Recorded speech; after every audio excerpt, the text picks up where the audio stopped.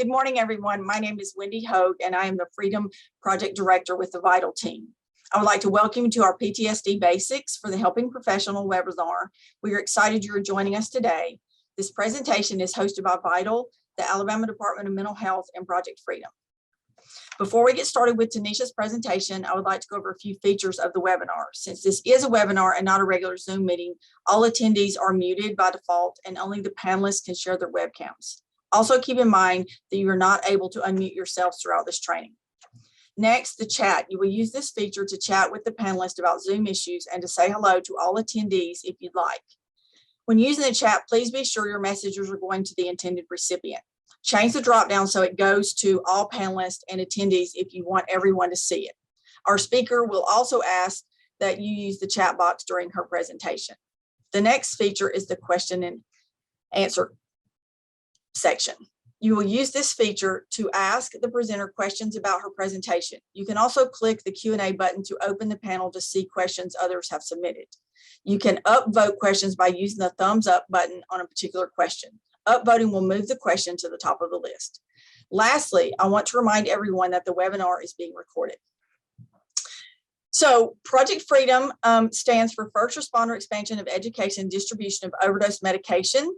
Freedom hopes to decrease the adverse impacts of opioids on Alabama residents through education and access to opioid overdose reversal medication, naloxone or Narcan, to save lives in the community. Freedom staff provide training to first responders, healthcare providers, and the community in 16 counties.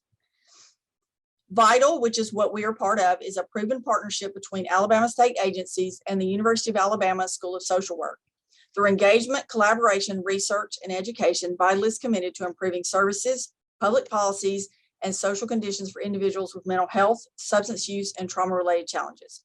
VITAL uses evidence-based practices while aligning principles of research with a focus on outcomes in all aspects of service provision, evaluation, training, advocacy, and community engagement. Thank you all for joining us today. I would also like to remind you, if you want to know more about VITAL and Project Freedom, you can follow us on social media at VITAL Alabama. Project Freedom is on there as well. So now I would like to introduce you to Miss TeNisha McMurry. Sorry, I'm so sorry, TeNisha, it is early. Miss TeNisha Murry. TeNisha Murry has been working in the field of mental health since 2011. She has a Bachelor of Social Work from the University of Kentucky and a Master of Social Work from Alabama A&M University. As a licensed independent clinical social worker, she has several years of experience providing both direct psychological and psychosocial care to civilians as well as veterans. TeNisha has also provided macro-level care by creating presentations and speaking to groups, organizations regarding various topics on mental health care, substance use treatment for several years. TeNisha is a passionate mental health advocate with specialized training in trauma-focused therapy, suicide prevention, and diversity, equity, and inclusion.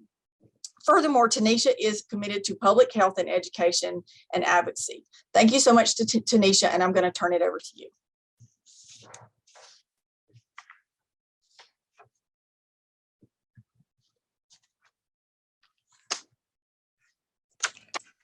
Good morning, everyone. I'm about to start my video. There we go. So my name is TeNisha Murry, and thanks everyone for attending today. Today, we're going to be talking about some PTSD basics for helping professionals, and that includes healthcare, emergency personnel, first responders, law enforcement, and social workers.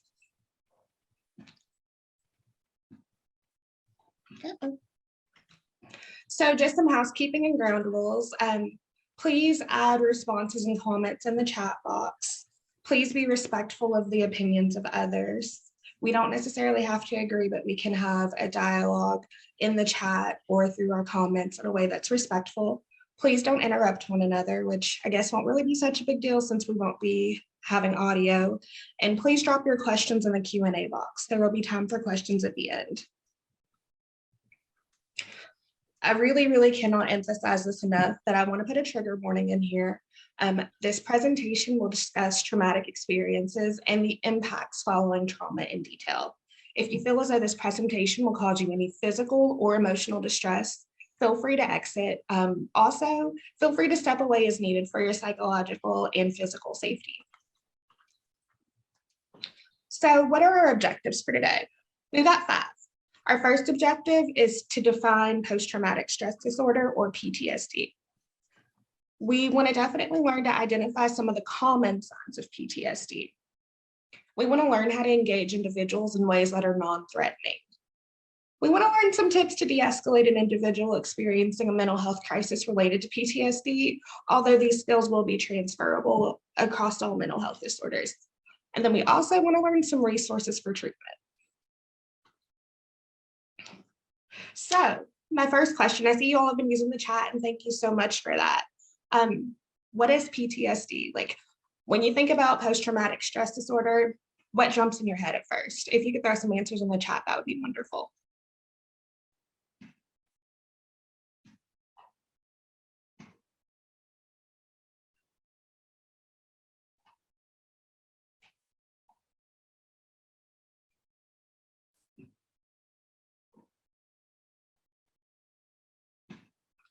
Yes, Stacy, that's a great one. That's what jumps into most people's heads is veterans.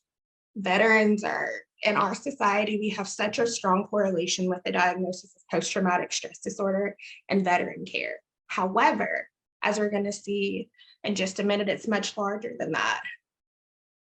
I see some nightmares on there. Yeah, that can definitely be a symptom of PTSD. Emotional responses to a past memory, definitely. Child abuse and neglect, that's a really good one that often gets overlooked in our society when we talk about PTSD. Intrusive thoughts, good, Paige, I see you. A traumatic encounter or a traumatic event that someone encounters in their life, such as a sexual assault. These are all really great things to consider, because oftentimes we get so focused in our society with correlating PTSD to veteran care and the VA, but it's much bigger than that. So the American Psychiatric Association, or the APA, defines PTSD as a psychiatric disorder that may occur in people who have experienced or witnessed a traumatic event such as a natural disaster, a serious accident, a terrorist act, war or combat, or rape, or who have been threatened with death, sexual violence, or serious injury. Well, that's a pretty broad definition, right? Like we talked about, we oftentimes don't necessarily think about that in our society. And here are some other examples of different populations to consider this potential diagnosis for. Persons of ethno-racial minority groups. For example, in our current climate, with the whole COVID-19 thing, a lot of our Asian Americans are being attacked. They're dealing with some race-specific issues due to the culture at the time. Our Black or African American individuals have some history, like we got some pretty sordid history with race in this country. Our Native Americans being forced onto reservations, and the history of the residential schooling and whatnot. Persons discriminated against due to gender and sexual orientation. PTSD isn't typically what we think about when we think about stuff like that, right? But if your authority figures who are charged with keeping you safe are the ones who are harming you, or if you're reporting it and you're told, well, you should be different, of course that would have a level of trauma to it, right? Persons with developmental and physical disabilities. This population has a lot of trauma at times due to the vulnerability. Sometimes it's the caregivers. Sometimes it is the peers. Sometimes the individuals don't have the language skills or the communication skills to be able to express, I'm not safe, I'm harmed. And that can be very disastrous. That can be very hurtful and can carry some lifelong effects. Economically impoverished persons and groups, including the homeless, they are very vulnerable to experiencing some sort of trauma. When I was growing up, there was this thing floating around YouTube called bum fights, which was where these people would pay unhoused people to basically fight for food, shelter, or money. it was a big deal, but think about how traumatic that would be if you don't even have your basic Mavlovian food safety and security. And the only way that you can do that is to brawl with somebody that you didn't necessarily consent to, but you have no other option, or it seems you have no other option. That can be very traumatic, and you're going to learn these maladaptive coping skills. Victims of political repression, genocide, ethnic cleansing, and torture. Think about what's happening in Syria. Think about what's happening in the Ukraine. Think about what's happened in the Sudan and Rwanda and all these countries with political unrest, or where you have these caste systems like the untouchables and different things like that in Southeast Asia. Think about how much trauma that would have if you felt like less than, or you were fearing for not just your safety, but your life on a day-to-day basis because you didn't fit whatever the narrative of worthy is in that culture. Persons chronically or permanently displaced from their homes and communities due to catastrophic armed conflicts and disasters. That's pretty self-explanatory, right? Your home is ripped away from you. Everything that brings you comfort is ripped away from you. Everything that's safe, familiar, secure is gone because of things that are out of your control. Things that I definitely want to make sure that we remember from this section of the presentation is that PTSD is not limited to veterans. I cannot stress that enough. We oftentimes forget to even consider that diagnosis if they're not like a combat veteran in this country, but it's much larger than that. And I cannot stress enough, do not compare traumas. You can measure symptoms and severity of symptoms, but what may be catastrophic to me may not be as impactful to you. And a lot of that goes to deal with your background, your coping strategies, the things you've learned along life, how this incident fits into your framework of right and wrong, good and bad. For example, I could have stepped off the edge of a curb and broken my ankle. It could have been awful. I could have shattered it. I could have been unable to walk for, let's say, 3 months. I'm an active person. I can't move. I have these functional limitations. I can't do anything. Once I finally heal and I come up to a curb again, I may go 10 car lengths out of my way to go up an incline instead of taking the risk of stepping onto or off of that curb because that trauma is so bad for me. However, the person beside me may be completely unbothered by it. They may have no distress when they see it because maybe they've sprained their ankle off of the curb, but it didn't matter to them. Like they were fine in a couple of days. Their coping strategies were different. It was perfectly fine. But for me, it was a distressing event, right? Don't compare because the trauma is the trauma. Trauma is where we start. We don't care we don't care what the traumatic event was. We care about the symptoms and how they're impacting your quality of life and your ability to navigate the world from that, okay? So I want to open you up to the chat again if you're willing to participate. What are some signs of PTSD? And some of you have already put some of those in there, but if you could throw a few more signs that make you think, this person might have some PTSD going on in the chat, that'd be greatly appreciated. Yes, nightmares and anger. Sorry, the chat's going a little fast. I'm trying to keep up, but nightmares and anger, that is a huge one. Isolation, absolutely. If things are causing you distress, for most people without, more advanced coping skills or without learning different coping skills, isolation feels safe, right? But what we forget about with isolation is although it feels safe, it can eventually become a prison that we've induced ourselves. Flashbacks, intrusive thoughts, night terrors. Yes, y'all are on it. that hypervigilance is a really, really key one too. That can kind of help you rule out other things and kind of tune into PTSD. With that hypervigilance, you'll often find that individuals with PTSD do not like people behind them. They do not like to not know what's going around them. They need to be able to view the field. They need to be able to visually assess if they feel as though there's a danger. Recurrent thoughts, yes. Outburst, withdrawn. That is a great one, Jeremy. Avoiding locations that remind you of the stressful experience. Absolutely. There's a lot of disengagement. There's a lot of avoidance. And that's a really great point with PTSD. High anxiety in certain situations, nightmare, depression. Okay, so y'all have got a pretty good understanding of PTSD. Thank you so much for participating. And here are just some others, and I'll just hit some of the ones that we didn't cover, but it looks like we got most of them, so I'm really impressed. A life-threatening event.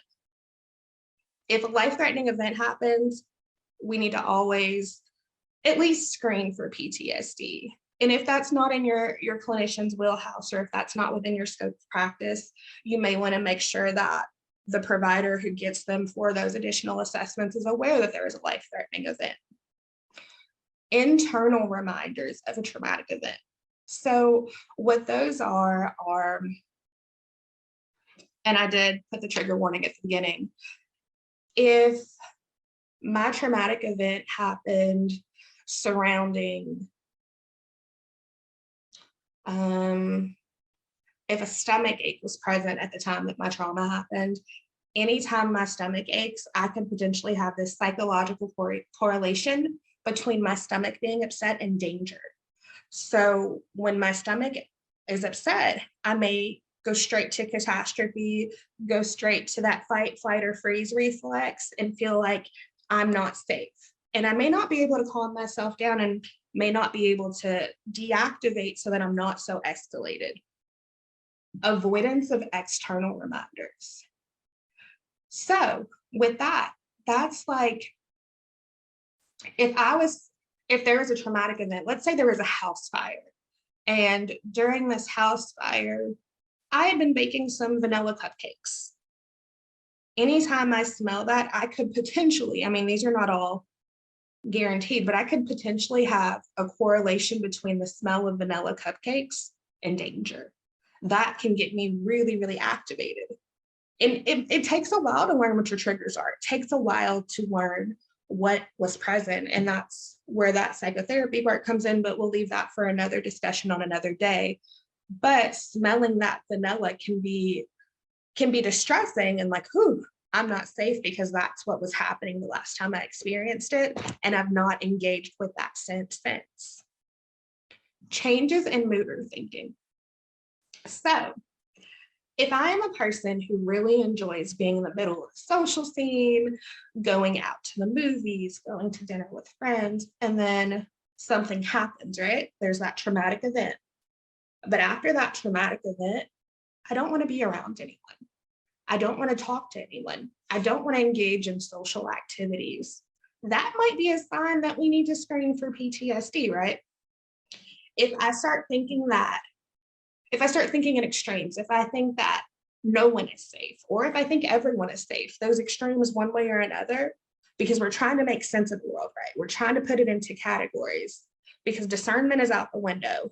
We trusted it last time and something happened that disrupted that. We're trying to make sense of that disruption. And the way that we view the world and the way that we interact with the world changes. And it can often negatively impact us because it's just as dangerous to think that everyone is safe as it is to think that no one is safe. We can isolate, which leads to depression, which leads us to be in our own mind. We can rationalize anything internally, right? But then when we have to start putting it on paper or discussing it with others, we can start to see the holes in our logic.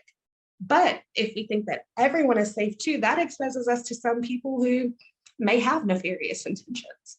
Everyone is not good. Also, everyone is not bad. People are on a spectrum, right? We talked about anxiety. We talked about that irritability and outburst. You guys were really good at picking up some of these in the chat. Like, I'm really impressed. And we also talked about those nightmares, flashbacks, and intrusive memories. So this is a really cool visual. How does trauma affect the brain? So I do a lot of work with people with PTSD. And one of the things that I hear often is, I'm not crazy. No, you're not. Your brain has physically changed to adapt to this information that happened, right? If you look on the left side of the screen where it says negative scan, that's a brain with no trauma. You see how there's a lot of blue, there's a little bit of yellow, a tiny bit of red, and a little bit of green, right? If you look at that brain on the right side, that is a brain with a traumatic experience. Do you see all that yellow there? Do you see all that red? Yellow and red are typically distressing colors, right? We typically know those are getting close to hot, those are close to danger, those are our warning signs. Well, do you see how we went from the cool calm blue to the red and yellow overload? Your brain, the physiologically, it has changed, right? So when you show people this, it often helps them to understand that, no, I'm not crazy. My brain changed to respond to what happened.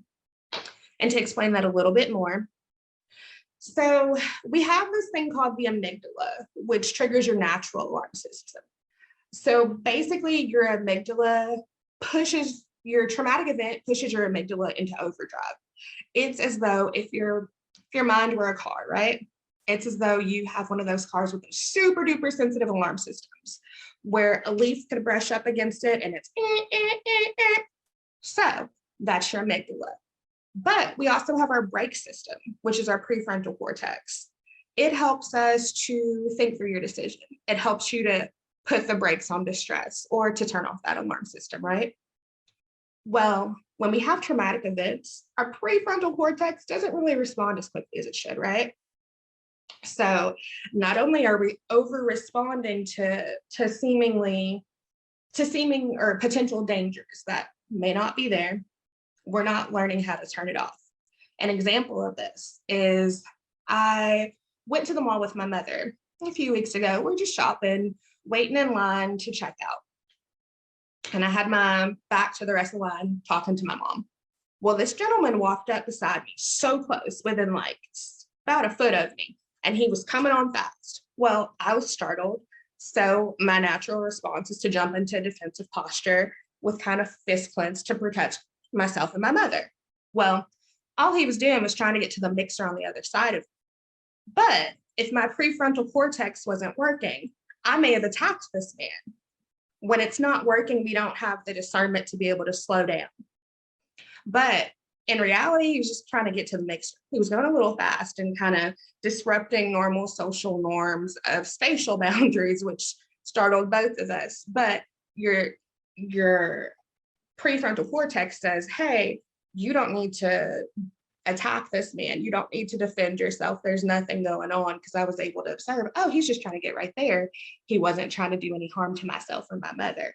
But when we have traumatic experiences, that prefrontal cortex may respond a little too late. So we may have attacked because we may have felt that we were in danger. Also, the last part of the brain that I want to talk about very briefly is the hippocampus. That's like the memory center of your brain. You remember how we talked about a little while ago, how we try to make sense of things? Well, the hippocampus is the part of the brain that, if we were to think about it as a car, it's that part that remembers about how long a tank of gas goes. You know how it gives you your estimate for how many miles till empty you are? Well, when we have trauma, our hippocampus isn't quite working right. So we try to rewrite it and make sense of it. So instead of maybe 500 miles to a full tank of gas, we might completely change the narrative and say, well, you've got 1,000 miles to a full tank of gas. Although that's not the most honest and accurate depiction, it's how we made sense of what was going on at the time. We have to unlearn that, and we can do that with some cognitive stuff and some behavioral stuff, and we'll save that for another day. But we can remember the event differently. Now, what could have happened is I was driving down the road and someone ran a stop sign and T-boned. I was in the hospital for 3 weeks, broken leg, broken arm, right? Well, what I may remember may be completely different, which is I may remember that I was driving down the road and I got rear-ended by a semi to make sense of the severity of the symptoms, when in reality, that's not what happened, because we will rewrite what we experience to make sense with our framework. Because in my framework, I may not think that, you know, a tiny Ford Fiesta can do all this damage to me when I'm driving in an SUV. But in reality, there was no semi involved, but that may be ingrained in my memory to make sense of it, right? Because in my head, I'm like, well, an SUV versus a Ford Fiesta, it T-boned me. The SUV should have protected me and it failed. So the brain's really interesting. So here are some of the physical effects of PTSD, which we've kind of covered quite a few, but I do want to go over them at least. Hyperventilation, restlessness, muscle aches and pains. Please, please, please tune into that. If they're saying they're aching and there's no physical reason for that, we might want to look at that, because sometimes we can be so tense that we can cause distress to our muscles. A lot of those physiological cues will give us some indicators that we need to be exploring this diagnosis. Palpitations, chest pains, rapid heartbeats, sweating in situations that don't necessarily seem to be appropriate. If there's no distressing event happening, if there's no exaggerated weather temperature, of course, like right now in the South, if we're outside and it's pushing 100, people are going to be sweating. But if it's like 54 and somebody is drenched in sweat, we may want to explore that, right? Muscle tension. If people are carrying their tension through their neck, oftentimes they're distressed in the environment, and we don't always pick up on those cues.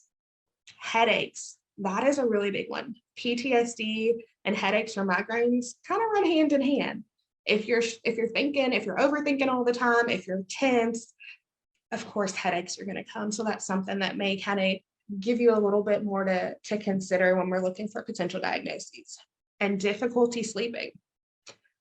A lot of times with PTSD, we either see insomnia, the inability to sleep, or hypersomnia. Some people go into overdrive and sleep more than is healthy. But at the same time, some people wake up with distressing dreams. Some people even fight in their sleep. I've worked with individuals before with severe PTSD who they have to sleep in different beds from their spouses, sometimes even different rooms, because they'll wake up in a combative state, or they'll sleep in a combative state and completely unannounced to them, unaware to them, they may have harmed their partner because they were in distress and they were in that fight or flight mood in their sleep, and they've harmed somebody. So let's talk about how to engage individuals in ways that are non-threatening. Move slowly and minimally. If I'm activated, if I'm distressed, do not move quickly. So in our society, our normal spatial boundaries are about an arm's length away, right? Double that. Give that person space and move slowly. Don't do all this and moving your hands. And I know I talk with my hands too, but move slowly. Make your voice more calm. Don't speak really, really fast, because I know I get hyper when I speak sometimes too. But when people are distressed, your energy will allow them permission to calm down.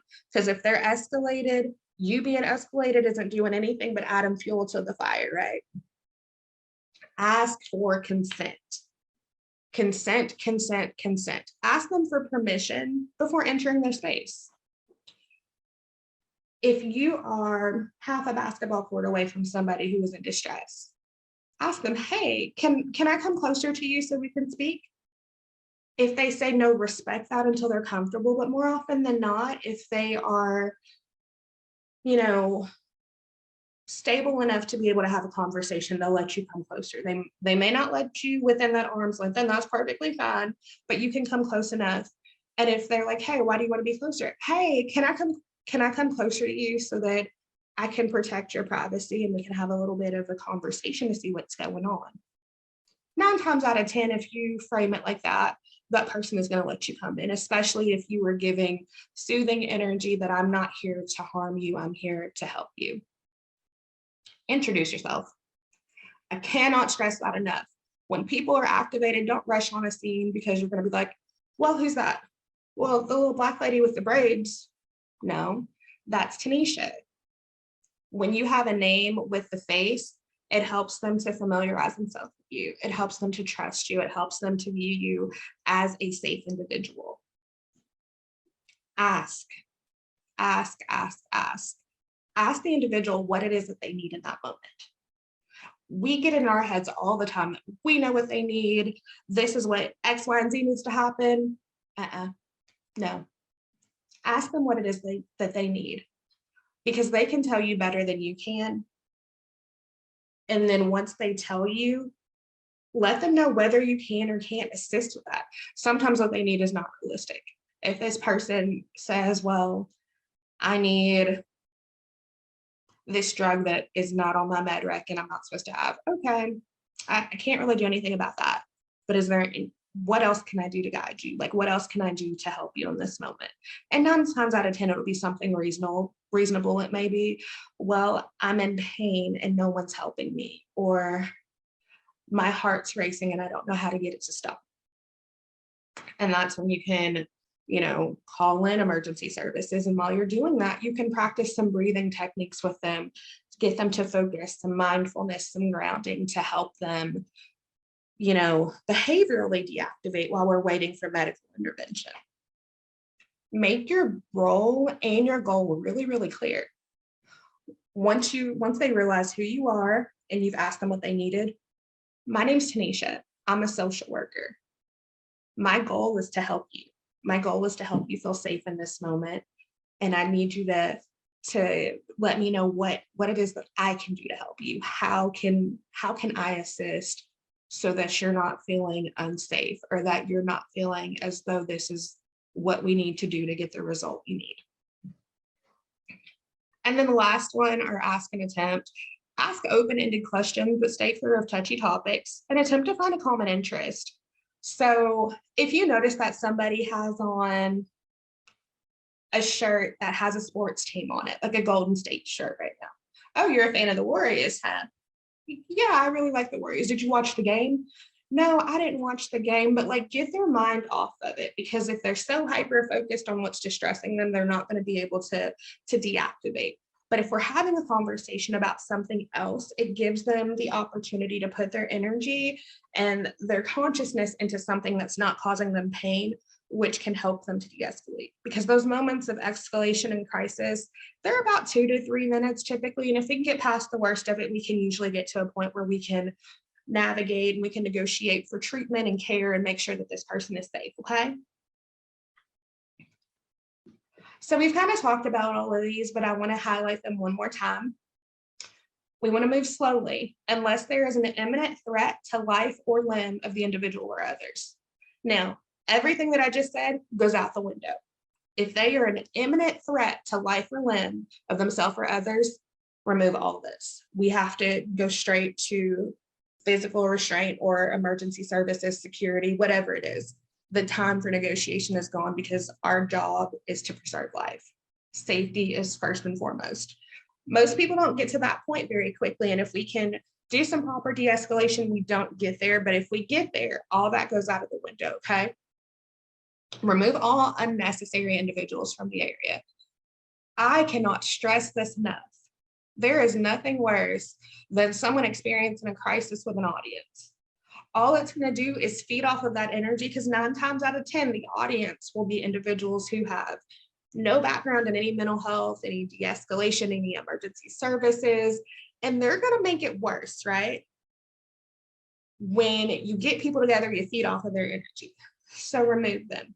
If you're in a public place and you don't have the option, get some towels or jackets. And what I've done before with some of my coworkers is, we have had an individual experiencing a physical health crisis and they were laying on the floor. Well, we were still in a residential program and there were people everywhere. So what my staff did is we grabbed some blankets and we held them up and turned our backs to the situation, other than the people who were vital to intervening in that medical crisis, to preserve that person's dignity and privacy. We had other people hurting the additional people out of the way in order to protect and preserve that person. The same with mental health. You don't want people recording somebody at their worst moments. That's foul. That's not cool.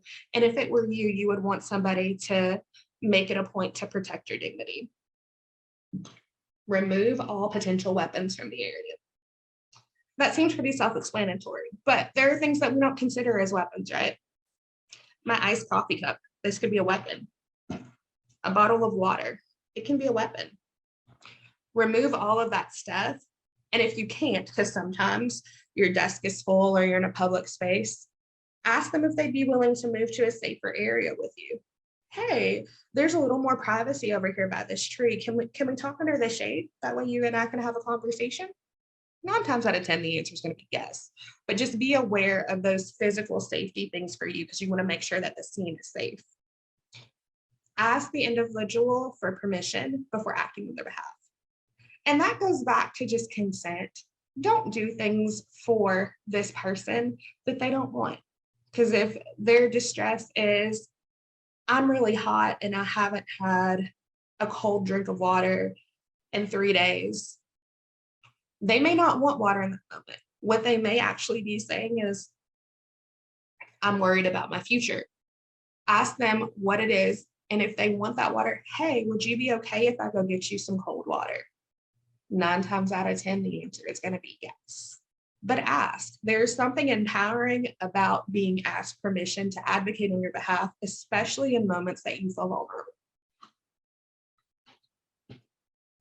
So, for us helping professionals, law enforcement, first responders, emergency personnel, healthcare professionals, social workers, vicarious or secondary trauma is a really big deal for us, right? We deal with people who have experienced these traumatic events all day, whether they meet diagnostic criteria to be PTSD versus adjustment disorder. We still deal with this, right? According to the American Counseling Association, or the ACA, secondhand or vicarious trauma is a condition that affects many people who interact with those who have experienced a traumatic event. We weren't present at the trauma, but being present and privy to those hyper emotional instances with those people makes us more vulnerable to compassion fatigue. We're in these helping fields because we're empathic people, right? We want to help, we want to do good work, but sometimes we can take that home. And we kind of talked about this, but some of the people who are commonly affected by this are victim services, EMS, fire services, law enforcement, medical staff, and mental health staff. Some of the signs of secondary trauma, and this is where we have to do some self-reflecting, and we need to consult with our coworkers, our supervisors, to make sure that we're okay too, because we can't pour from an empty cup, right? If we're starting to feel hopeless and helpless all the time, maybe a sign that we need to do some internal work, and we may need to have a little more supervision. We may need to have a few more check-ins with our coworkers, a sense that one can never do enough. That exhausting feeling of, I keep trying, I keep doing, but yet it's the same thing, they keep coming back. That can be a sign that there's some secondary trauma there. You didn't experience the trauma, but you're carrying the weight of it for your individuals. And I'm not going to go through all of these because there's quite a few. Chronic exhaustion and physical ailments. If all of a sudden you just start getting sick all the time and it's not making any sense, if all of a sudden, as soon as you get home from work, all you want to do is collapse on the couch or go crawl into bed, that may be a sign that you're carrying a lot of this weight, right? Anger and cynicism. When you start to get angry at your patients, your clients, the people that you interact with, because they're not making the choices that you would make. They're autonomous individuals. They are free to make whatever decision they want. But if you're more upset with them about the decisions that they're choosing than they are, that's a sign that we might be carrying some of that weight. Addictions. If we find ourselves drinking a lot, if we find ourselves using street pharmaceuticals, and Claudia, yes, vicarious trauma oftentimes presents itself as burnout. Very, very similar. They run the gambit together. Vicarious trauma is more of like textbook term for it, but burnout pretty much. Absolutely. And that's a great question. Thank you so much. When we're starting to dread going to work, when we're starting to miss work a lot for yeah, I don't feel like it, I'm gonna just call out. That's kind of a sign that we might need to do some check-ins, right? So what are some of these treatment options for vicarious trauma? I cannot stress enough the importance of employee assistance programs. You have what's called EAP or employee assistance programs. You'll hear it referred to interchangeably, but at larger organizations, you can get free therapy. Find out from your HR what that number is, and most of them offer between 4 to 8 sessions completely free to you before your insurance is involved, where you can meet with a psychotherapist to talk about what's going on, so you can work on some coping strategies to learn some different things that you can do to protect yourself, because it is very, very important. This is an exhausting field at times. We want to make sure that we are protecting ourselves. Self-care. So I have another question for everyone. What does self-care look like for you? Like, what are some things that you do for self-care? If you'll drop it in the chat.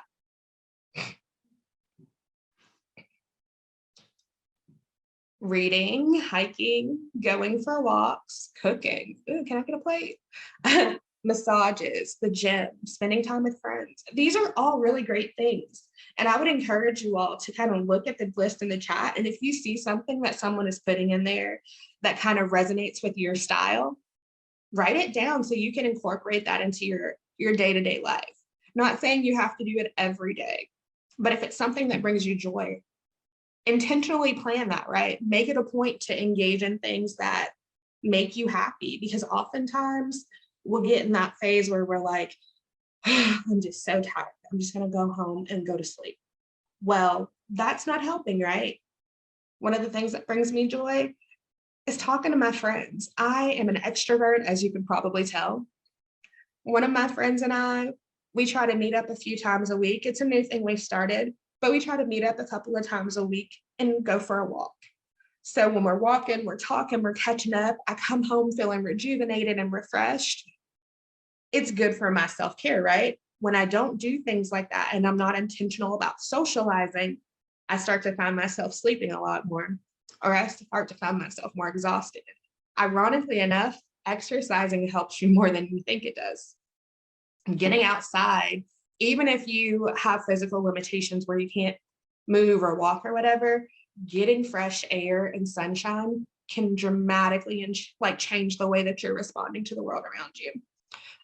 Before I started working remotely, one of my friends, one of the nurse practitioners that I worked with, when she and I were having like a frustrating day, or we were just kind of flustered and couldn't focus because seems like everything that could go wrong was going wrong, or maybe we took some of the emotional abuse of a frustrated individual, we would shoot each other a Teams message. Hey, are you available for a walk?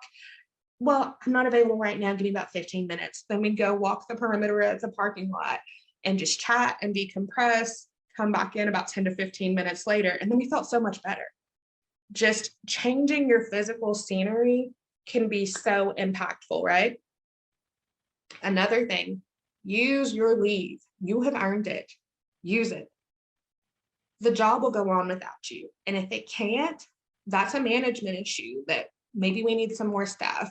Maybe we need some people who are cross-trained. You have earned it. Take it. It is embedded in the contract that you agreed to when you started working for that organization.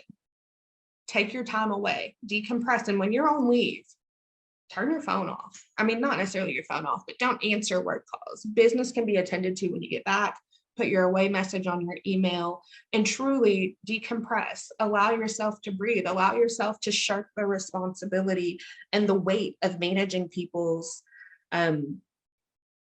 their social expectations, their work expectations, all of these other labels that you wear. Let somebody else manage that while you're gone. Another thing you can do to kind of help yourself a little bit is to eat healthy. Now, I am by no means saying eat like a dietitian, stamp approval on every meal. No, but try to incorporate some vegetables in there, or some fruits, or even some juices. Try not to eat so much fried food because it's going to make you feel sluggish, and it's not going to digest as well, especially as we're getting older. Everybody's getting a little older every day. Try to incorporate a little bit more stuff that actually grew out of the ground, not in a lab, into your diet. And then we already talked about exercise. So some resources for PTSD. This is a really cool one that I found. Excuse me. If you text home to 741741, you can connect with a crisis counselor. And let's redefine this word crisis. Crisis does not mean that I am an imminent threat to myself or others. Crisis means that I have a lot of emotions that I don't know how to decipher through right now. I need some assistance in this moment in order to make safe and healthy decisions. Okay. Some additional resources are community mental health centers. They have sliding scales. If you work for an organization or you're part-time or PRN and maybe you don't have access to insurance, community mental health centers typically have sliding scales. Some other smaller therapists, and you can look on Psychology Today to find some who take a sliding scale so you can prorate it with whatever you can afford with your income. 911, if you were in distress, 911, hard stop. Or go to the emergency room. If you present to the emergency room in a crisis or the individuals that you're working with, they will always intervene and help, and then they can help facilitate aftercare for you. And these are just some specific resources for veterans. The Department of Veterans Affairs, which if they come in, whether they go to enrollment and eligibility, or if they go to the ER, they'll always be helped. There's the Veterans Crisis Line, and I'll get you that number in just a second. And once again, emergency rooms. So for the Veterans Crisis Line, here is the current number. I made a whole PowerPoint slide for this. The number is currently 1-800-273-8255, and then you press 1. Any veteran can call 24 hours a day. It's staffed. However, this number is changing July 16th. That new number will be 988. So I will give a second so everyone can get that written down. But that number is changing. It'll be 988 in like 2.5 weeks.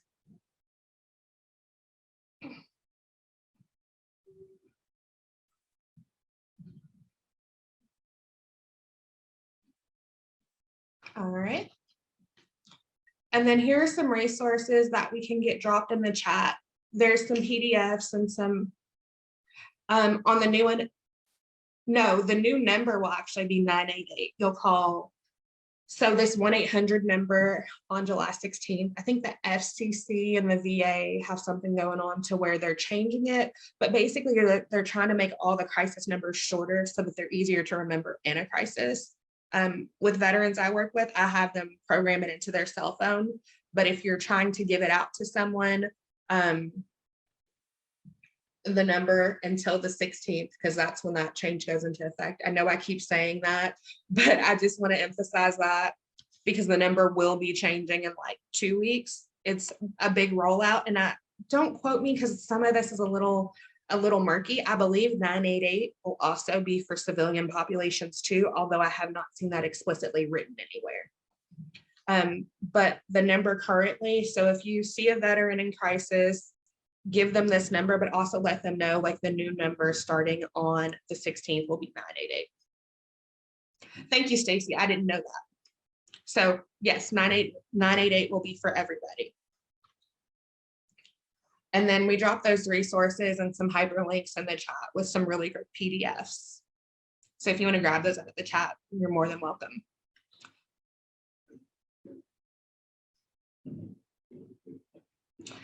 Thank you, Valerie. So it'll be 988 for everyone, and then you'll press 1 for veterans. Perfect. This information has been rolling in a little slow and just depending on where you look. And then I just want to recap and make sure we hit all of our objectives. We defined what PTSD is. We identified some common signs of PTSD. We talked about how to engage individuals in ways that are non-threatening. We gave some tips for de-escalation of an individual experiencing a mental health crisis related to PTSD, although these tips are pretty universal. They can be used for other mental health diagnoses as well. And we learned some referral sources for the treatment of PTSD. Absolutely. And then questions. I see one from Dorothy. How do friends and family respond appropriately it went away, rather than avoid the person. What can we do to be helpful? That's a really good question. What can we do as friends and family? Allow them the space to come to you when they're ready. As long as they are not an imminent danger to themselves or others, give them space. Because you pushing and pushing and pushing is doing nothing more than reinforcing that avoidance. Those maladaptive skills are not going to be influenced by people badgering, right? I've worked with individuals, I mean, as recently as this year, who were just getting into treatment in their 70s, who were drafted for Vietnam. You have to be ready for psychotherapy, for treatment, to be engaged, because yes, we can give you all the treatment in the world and that's wonderful, but if you're not trying to hear anything that I'm going to say, it's a waste of everyone's time. Let them know that, hey, I'm here for you. I see that you're struggling and I love you. When you're ready, I'm here to help you navigate that. I'm here to assist you. Let me know what you're ready for, because that's the big thing. Autonomy. Is this person ready for what I want to give them? Because it's not about me in that moment. I know it can be distressing. It can be exhausting to see somebody struggling when you know the pathway to help them feel better. But are they ready? Focus on autonomy and just love them. What kind of therapist / qualifications is best for PTSD? So that's a great question, Addie. What kind of therapist or qualifications is best for PTSD?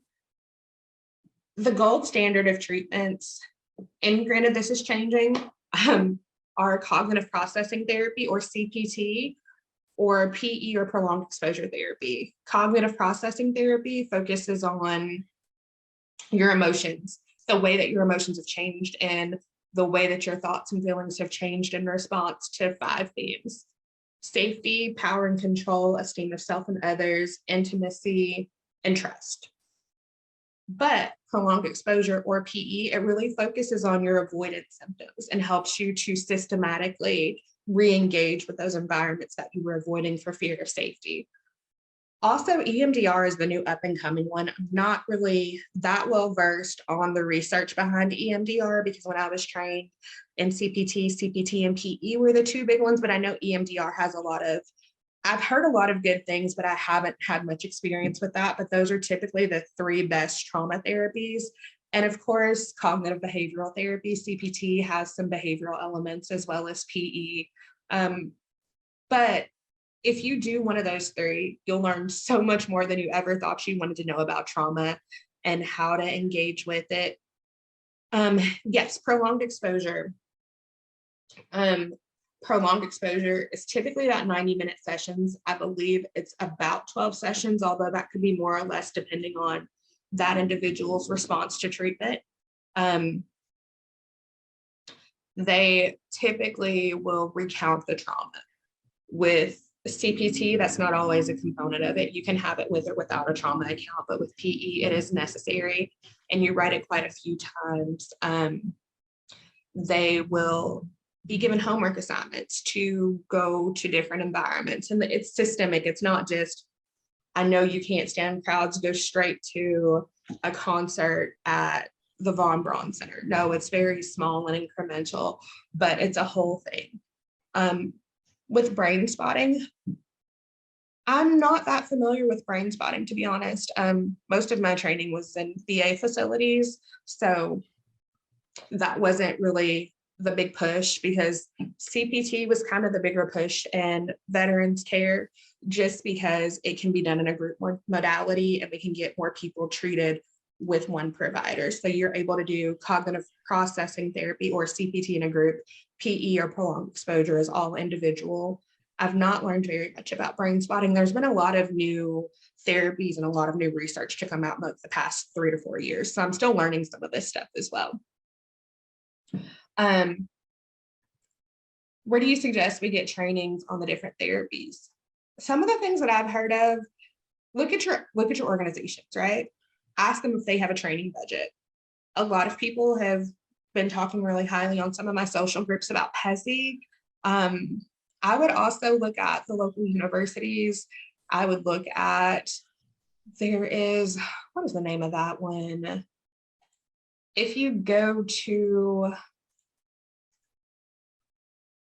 ptsd.va.gov, they'll have a lot of information about PTSD and trainings and whatnot, and they can give you some guidance. A lot of that is done within house, but there are places that will do these different therapies. Just spend a little time on Google and, some discernment about, whether or not this seems legit. And I would also say, reach to some of your social groups to see where they're getting some of these trainings, because there's not necessarily like a national, this is the person to go to for everything. But I've heard quite a few good things about PESI. I will admit I have a little bit of a privilege because the organization that I work through provides all of those typically. So I've not had to do much exploring to figure out that. They're usually just kind of offered, but I have heard good things about PESI. And I may be butchering that name, but that's what I call it. Any other questions? TeNisha, I do have one that was put in the Q&A, and it's from Claudia, and the question is, could vicarious trauma be similar to burnout? Yes, absolutely. They kind of run hand in hand. They're very, very similar. I would almost say they're interchangeable, although I've not been able to find it in the research that those terms can actually be used interchangeably, but the symptoms are right on par. If you're starting to feel a burnout, you're starting to feel that vicarious trauma, absolutely. But the thing about burnout too that you want to be aware of, or that I think is really helpful, is letting your supervisor know, like, I am feeling overwhelmed. Can we please do something so that I can manage a little bit better? Let them know what's going on, so it doesn't just turn into all of a sudden they were a great worker and then they just disappeared into the cosmos. No, because that's not true. Sometimes emotionally we become overwhelmed, and sometimes our workloads are not manageable and we're not always communicating that as well as we could be. But when we keep that line of communication between us and our supervisors, we can make sure that we keep our professional reputations intact while still getting the help that we need. Any other questions?